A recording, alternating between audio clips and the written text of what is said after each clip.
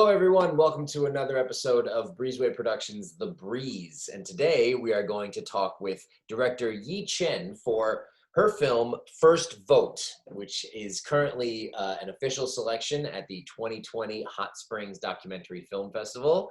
And how are you today, Yi? Hi, Alex. I'm good. How are you? I'm very good, very good. Happy to have you on the show. And we're going to be talking today a little bit about the film. So if you want to tell our viewers your description of the film to enlighten them about what First Vote is.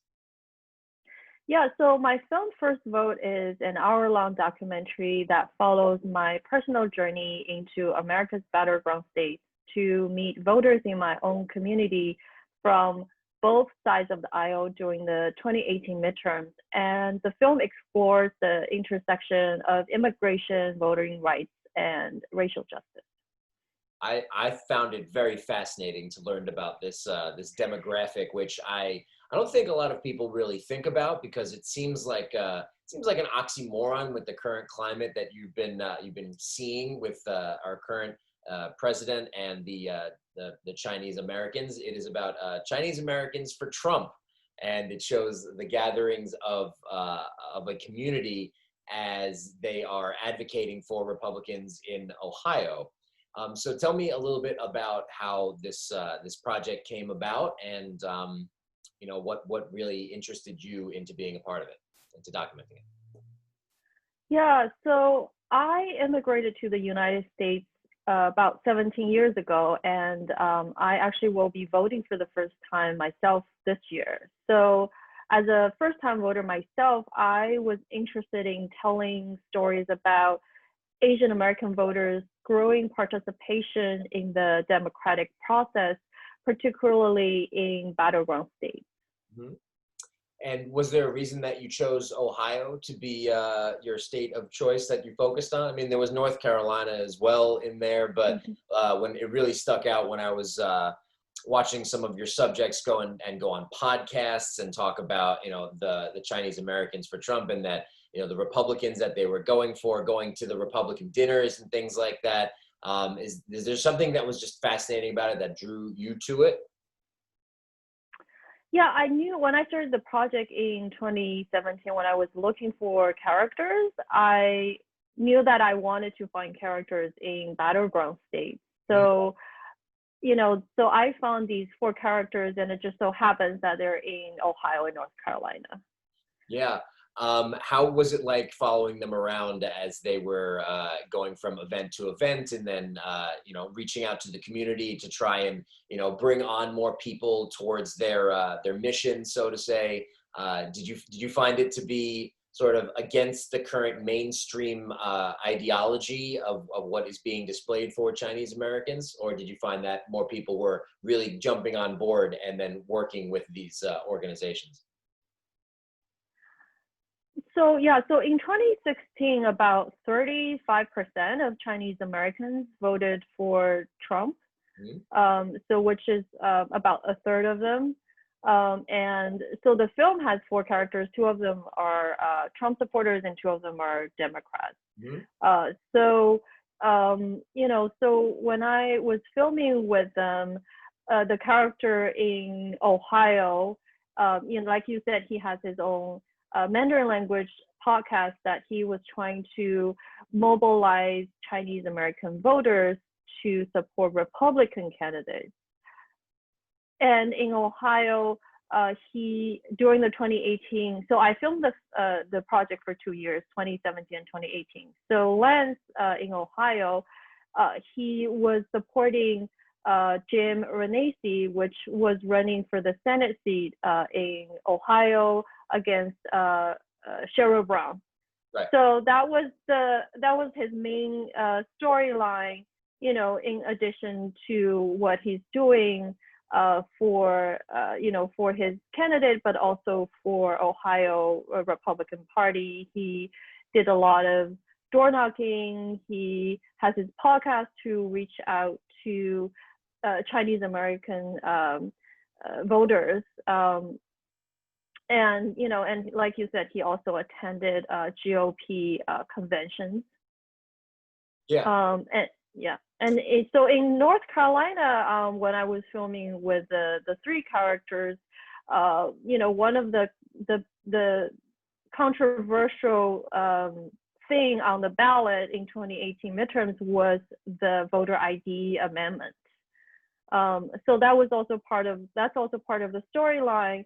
And the Republican character Sue, she has very different opinion on that versus the two Democrat characters, Jennifer and Kaiser. Yes. I remember a certain segment of the film where she brings out her rifle and pistol and then laughs and saying, yes, of course, these are both mine. Did you think that they would be otherwise? And that she's a very, very proud American wearing, a 10-gallon hat, and she was running for office and is very, very passionate about it. And to me, you don't really see that very much when you're looking at the candidates. Usually, they're not of that demographic. But it was interesting when you pointed out that the largest growing demographic in the country is Asian Americans, with 5 million and counting. Flash forward to today.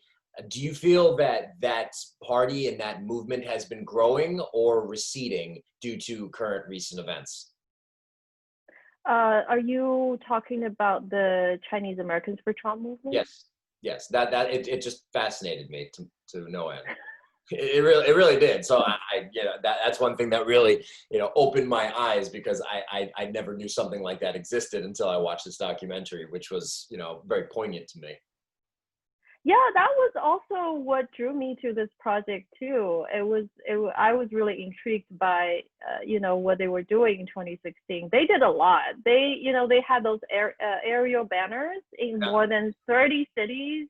They had paid billboard boards, and they actually, so Lance in the film, he actually funded a political action PAC that they have been raising money for Republican candidates and Republican campaigns. So they've been doing a lot since then.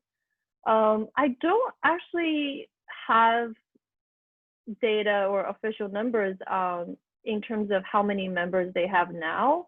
Sure. When I talked to some of them, they told me they have about 8,000 members when I talked to them in 2017. So it's actually not a huge number of people, but it just feels like they have a big presence. Yeah. I just remember some things that he said that jumped out to me about the two things that they tell people when they come to America. The greatest lie is that Democrats are for immigrants. And do you remember what the second one was? It was I forget what it was. It was just fascinating to see the ideology behind that type of movement, which is the one thing that jumped out to me about the documentary. But for viewers that go and check out First Votes, what do you hope that audiences will take away from the film after they've seen it? Understanding that there's this type of demographic out there, which is a movement in the country, or people that are really saddling up and looking to run for office, or maybe a little bit of both? Yeah, definitely. I hope audience will have through the film, that they will get to know the diversity within the Asian American electorate. That it's not monolithic, and they have very diverse views. And also, Asian Americans are the fastest growing segment of eligible voters in the United States. More than 11 million will be able to vote this year. So Asian Americans are the swing vote in key swing districts. And I hope the film will also empower and inspire more voters to be civically engaged and make our voice heard at the ballot box. Do you believe that will be essential to Ohio and North Carolina, which aren't the most solid of either blue or red? Do you believe that will be a significant push towards either for the deciding statement of that state, since it is the largest growing voting bloc? What do you think? Yeah, in certain key swing districts, Asian American voters are more than 5%, which is margin of victory. Sure. In terms of eligible voters, So that's why it's also important that they go out and vote. Absolutely. I believe that this election will have the highest voter turnout in history. And I think that it will be unprecedented. I think the numbers already are. So we can just hope to see democracy in action, which will be fascinating. And I am all for it. Where can people go to check out First Votes, website, Instagram, things like that, and any upcoming screenings that they would be able to catch it? Our website is firstvotefilm.com, and follow us on social media, which is also First Vote Film. The film is playing right now at the Hot Springs Film Festival, and the film is also in virtual cinema at the Carolina Theater in Durham, North Carolina, and also Nightlight Cinema in Ohio. Anyone in the United States can watch it in virtual cinema. And October 20th, the film will air on World Channel America Reframed, which they cover 70% of US TV households. So check your local PBS listings, and that is October 20th. Very good. It's great to see that your project is going to a lot of different outlets of distribution. So we'll get as many eyeballs on it as we can. I got my eyeballs on it, and I thought that it was fascinating to learn about that demographic and Chinese Americans for Trump or for Biden or for however the election is going to go. So I want to thank you for coming and talking with me today. And I hope that you had a good time talking with other journalists and you are enjoying the 2020 Hot Springs Documentary Film Festival.